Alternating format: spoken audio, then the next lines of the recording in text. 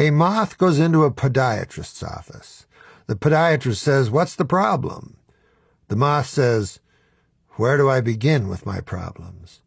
Every day I go to work for Grigory Vasilovich, and all day long I toil. But what is my work?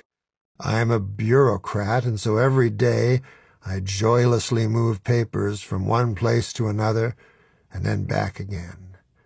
I no longer know what it is that I actually do, and I don't even know if Grigory Vasilovich knows.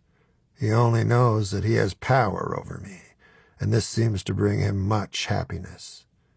And where is my happiness? It is when I awake in the morning, and I do not know who I am. In that single moment, I am happy. In that single moment, before the memory of who I am strikes me like a cane, and I take to the streets and walk in a malaise, here and then there and then here again. Then it is time for work. Others stop asking me what I do for a living long ago, for they know I will have no answer, and will fix my empty eyes upon them, and they fear my melancholia might prove so deep as to be contagious. Sometimes, Doc, in the deepest dark of night, I awake in my bed, and I turn to my right, and with horror I see some old lady lying on my arm, an old lady that I once loved, Doc, in whose flesh I once found splendor, and now see only decay, an old lady who insults me by her very existence. Once, Doc, when I was young, I flew into a spider web and was trapped. In my panic, I smashed my wings till the dust flew from them, but it did not free me, and only alerted the spider. The spider moved toward me, and I became still, and the spider stopped. I had heard many stories from my elders about spiders, about how they would sink their fangs into your cephalothorax, and you would be paralyzed but aware, as the spider slowly devoured you. So I remained as still as possible, but when the spider again began moving toward me, I smashed my wing again into my cage of silk, and this time it worked. I cut into the web and freed myself and flew skyward. I was free and filled with joy. But this joy soon turned to horror. I looked down and saw that in my escape I had taken with me a single strand of silk, and at the end of the strand was the spider, who was scrambling upward toward me. Was I to die, high in the sky where no spider should be? I flew this way, then that, and finally I freed myself from the strand, and watched as it floated earthward with the spider. But days later a strange feeling descended upon my soul, Doc.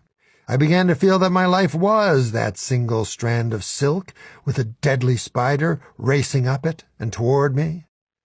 And I felt that I had already been bitten by his venomous fangs, and that I was living in a state of paralysis, as life devoured me whole.